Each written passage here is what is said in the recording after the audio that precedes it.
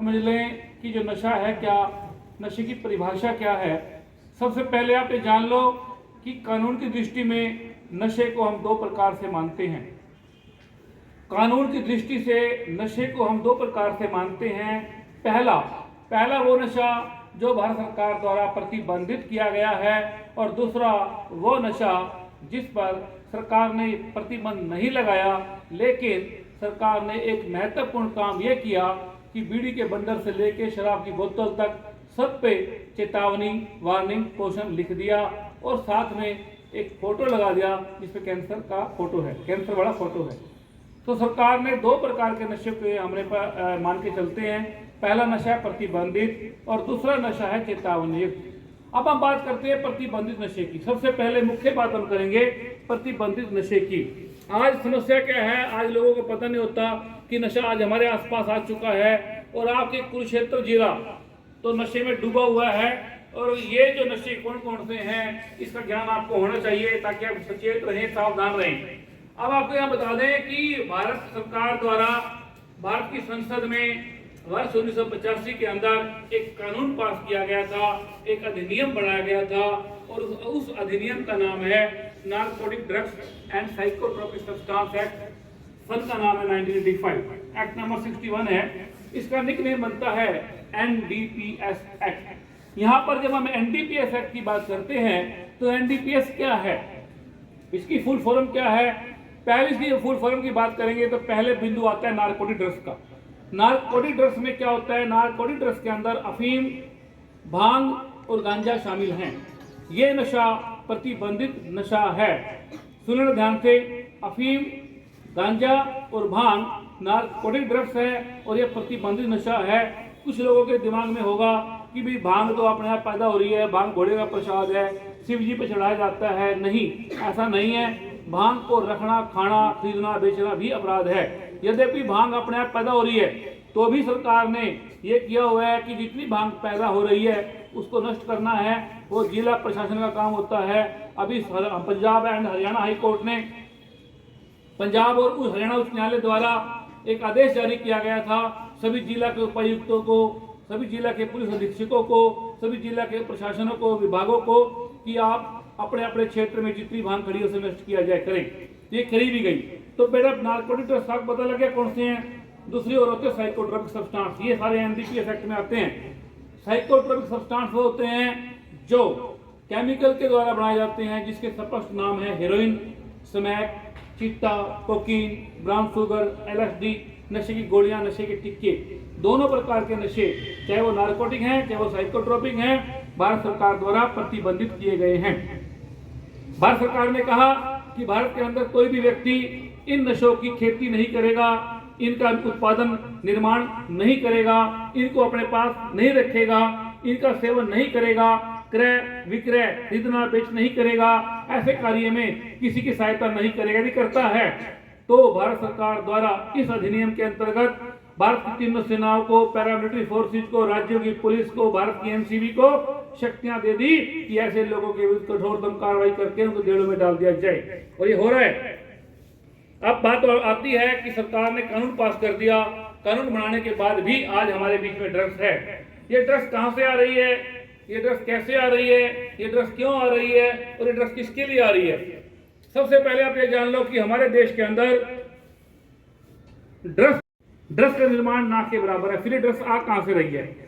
हमारे देश में जितनी भी ड्रग्स आ रही है, Iran, Afghanistan, Pakistan, Laos, Burma, Nigeria, Myanmar और भी देश हैं जो भारत को ड्रग्स भेज रहे हैं। कैसे भेज पा रहे हैं?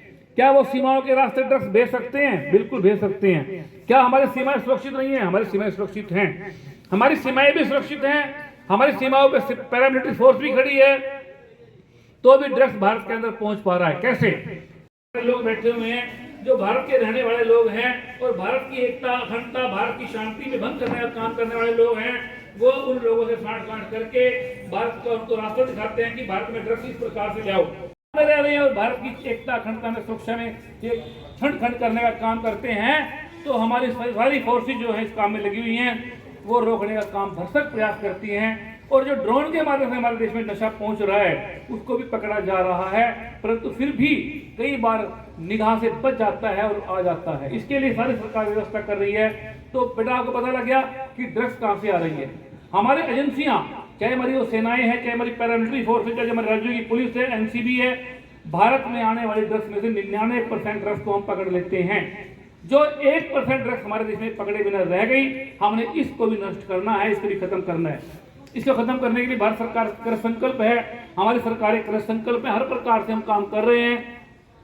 तो पहला बिंदु क्लियर हो गया कि नशा बाहर से आ रहा है, कैसे आ पा रहा है, घर के भेदी के कारण क्यों आ रहा है। अब इस क्यों का उत्तर आप जान लें।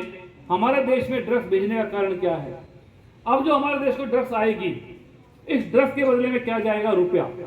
और ये रुपया किसके हाथ में जा रहा है, ये रुपया जा रहा है आतंकवादी संगठनों के हाथ में। ये वो आतंकवादी संगठन है जो भारत की एकता अखंडता में छिद्र करने का काम करते हैं, या अव्यवस्था अशांति फैलाने का काम करते हैं। और आज हमारा पड़ोसी देश है पाकिस्तान।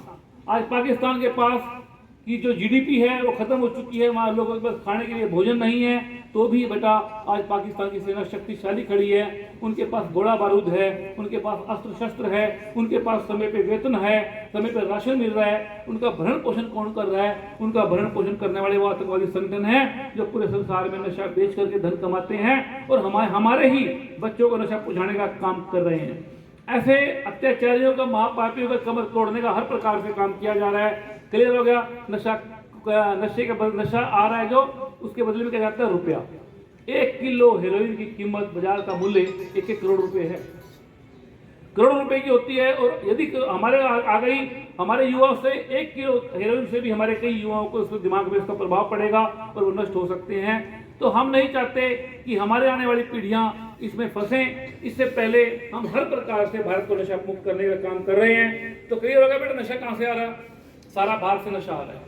अब ये क्यों भेज रहे हैं, ये में चीन ने लड़के देख लिया, 65, 71, 99 पाकिस्तान ने लड़के देख लिया और मुकी खाई। अब उनको पता लग गया कि भारत के हम आमने सामना नहीं कर सकते, लड़ाई के मैदान में नहीं जी सकते। अब उनके पास केवल एक ही रास्ता बचा है और वो रास्ता फिर उन्होंने आतंकवाद का रास्ता अपनाया। आतंकवाद का भी हमने मुंह तोड़ के जवाब दिया। अब उनका दूसरा मार्ग उन्होंने क्या चुन लिया कि आज भारत के अंदर 146 करोड़ की जनसंख्या है। भाई इस 146 करोड़ की जनसंख्या में आज जो युवा है, युवाओं की जो जनसंख्या मानते हैं पूरे संसार के अंदर आज सबसे युवा देश हमारा भारत है। अब उनका टारगेट क्या है कि युवाओं को नशे में डाल दो। यदि देश का युवा नशे में पड़ गया तो उस देश को कौन संभालेगा, कोई बाहर वाला आकर घर से हमें निकालेगा। क्या हम ऐसा होने दें, हम ऐसा नहीं होने देंगे। हम उन काले नागों को समय से पहले ही कुचल देंगे। उनके षड्यंत्र को विफल करना हमारा काम है, हमारा परम धर्म है। अब हम आपको समझ आ गई बात, नशा कहां से आ रहा है, कैसे आ रहा है, क्यों। मनुष्य के लिए किसी भी रूप में स्वीकार्य होता, अच्छा होता तो सरकार भी इसके ठेके खोल देती। भाई अफीम का ठेका, चरस का ठेका, हेरोइन का ठेका, कोकीन का ठेका, ब्राउन शुगर का ठेका सरकार ने नहीं खोला। क्यों नहीं खोला, क्योंकि ये जो नशा है, ड्रग्स का नशा है, ये मनुष्य के शरीर में जाकर के ऐसा प्रभाव डालता है कि कई व्यक्ति, कई बच्चे 1-2 बार लेने में ही उसके एडिक्ट हो जाते हैं। यदि वो नशा नहीं मिलेगा तो वो अच्छे से रह नहीं पाएंगे, जी नहीं पाएंगे और समय से पहले उनकी मृत्यु हो रही है। Concept clear. अब भारत सरकार इसमें क्या कर रही है। भारत सरकार भारत को नशा मुक्त करने के लिए बहुत सराहनीय काम कर रही है, हर प्रकार से काम कर रही है। कानून पास करने के बाद भी काम किया जा रहा है। और भारत सरकार ने 1986 के अंदर भारत की नारकोटिक्स कंट्रोल ब्यूरो का भी गठन कर दिया, जिसका काम केवल नशे को खत्म करना था। तो भी ये काम नहीं रुक रहा है। तो भारत सरकार द्वारा 2016 से पहले एक सर्वे कराया गया था। उस सर्वे में एक रिपोर्ट आई कि उस समय भारत के 272 जिले ऐसे मिले थे जो नशे की चपेट में थे और उस समय हमारे हरियाणा के 12 जिले थे। भारत सरकार ने जब एक सम्मेलन किया, अधिवेशन किया, उसमें कहा कि यद्यपि भारत की तीनों सेनाएं, राज्यों की पुलिस, भारत की एनसीबी, ये भारत को नशा मुक्त करने के लिए बड़ा सराहनीय काम कर रहे हैं, परंतु केवल हम अपराधियों को पकड़ के ही भारत को पूर्ण रूप से ड्रग फ्री नहीं कर पाएंगे। इसके साथ हमें दूसरा काम करना होगा और वो दूसरा काम था जागरूकता का, अवेयरनेस का, जो आपके साथ किया जा रहा है। अब हम बात करते हैं हमारी हरियाणा की एनसीबी, हमारी हरियाणा सरकार की। जब ये बात सामने आई कि पूरे भारत के 272 जिले नशे में डूब चुके हैं और हमारे हरियाणा के 12 जिले उस समय थे, तो हरियाणा सरकार ने भी हरियाणा पुलिस के अधिकारियों कर्मचारियों को लेकर के 25 अगस्त 2020 को हरियाणा की नारकोटिक्स कंट्रोल ब्यूरो खड़ी कर दी है। हमारा मुख्यालय मधुबन के अंदर है। हमारी एनसीबी हरियाणा में लगभग 400 आदमी काम करते हैं, जो अभी 200 आदमी काम कर रहे हैं। हमारे आदमी, हमारे व्यक्ति सादे वस्त्रों में हरियाणा में पूरी जगह फैले हुए हैं और नशा तस्करों को पकड़ने का काम कर रहे हैं। पहला हमारा नशा मुक्ति के क्षेत्र में क्या काम है कि जितने भी नशा तस्कर हैं उन्हें पकड़ना है और उन्हें सलाखों के पीछे डालना है। इस कड़ी में हमने 2023 की यदि बात करूं, पिछले साल 2023 में 365 दिन थे और इन 365 दिनों में हमने हरियाणा में 3823 मुकदमे दर्ज करके 5460 नशा तस्करों को पकड़ के सलाखों के पीछे डाल दिया है। इसके साथ ही अभी इस वर्ष भी 1 जनवरी 2024 से लेकर के 30 जून 2024 तक हमने 1653 मुकदमे दर्ज करके 2196 नशा तस्करों को सलाखों के पीछे डाल दिया। और इतना ही नहीं, हरियाणा में जो नशा तस्कर थे जिनका काम नशा बेचकर कोठिया बंगले बनाना था, उन पर भी हमने काम किया। सरकार से अनुमतियां ली गई। हरियाणा पुलिस ने, हरियाणा सरकार ने, एनसीबी ने मिलकर के उन लोगों के द्वारा कमाई गई संपत्तियों को नष्ट कर दिया, बुलडोजर चलाया, धरती मिला दिया। आज वो लोग जेलों में पड़े हैं। जिनके बच्चे थे वो भी जेलों में भेज दिए गए, जिनकी पत्नियां इस काम में थी वो भी जेलों में हैं, जिनके रिश्तेदार इस काम में थे वो भी जेल में हैं। और सारा संपत्तियां सरकार ने अपने कब्जे में ले ली, क्योंकि नशा बेच करके पैसा कमाया था उन लोगों ने। और उसके अतिरिक्त भी कुछ ऐसे लोग हैं जो इस क्षेत्र में काम कर रहे हैं, जिसके पास जिसके विरुद्ध हमारे पास ठोस साक्ष्य नहीं है। भाई ऐसा भी ना हो कि अपराधी खुला घूमता रहे, इसके लिए भी एनडीपीएस एक्ट में प्रावधान है। और उस प्रावधान के अंतर्गत ऐसे 22 लोगों को भी 1 वर्ष के लिए हमने नजरबंद करने का काम किया। परंतु बच्चों, केवल हम अपराधियों को पकड़ के हरियाणा को नशा मुक्त नहीं कर पाएंगे। इसीलिए हम दूसरा काम भी कर रहे हैं कि कोई बच्चा, कोई व्यक्ति अशिक्षा के कारण, कर्तव्य विमुखता के कारण, लोभ के कारण या अन्य कारण से नशे की दलदल में न जाए, नशे के व्यापार में न लग जाए, इससे पहले हम हरियाणा के हर विद्यालय में जा रहे हैं, महाविद्यालय में जा रहे हैं, विश्वविद्यालय, गली मोहल्ले, नुक्कड़ पे जा रहे हैं और हाथ जोड़ के बताने का काम कर रहे हैं, समझाने का काम कर रहे हैं कि नशा एक बुराई है, जीवन की सच्चाई है। पोस्त भांग अफीम का नशा करता है जीवन की दुर्दशा। जो खाते हैं नशे की गोलियां वो सहते हैं जग की बोलियां। हम सब की एक ही मांग, बंद करो भूखी और भांग। हम सभी ने खाना है, हम सभी ने खाना है, नशे के अपराधियों को पकड़कर सलाखों के पीछे पहुंचाना है। इस प्रकार से जागरूकता के माध्यम से भी हाथ जोड़ के भी समझाने का काम कर रहे हैं कि नशा छोड़ो, आगे बढ़ो, नशा छोड़ो, शराब की बोतल भी तोड़ो, नशा छोड़ो, हुक्के वाली चिलम भी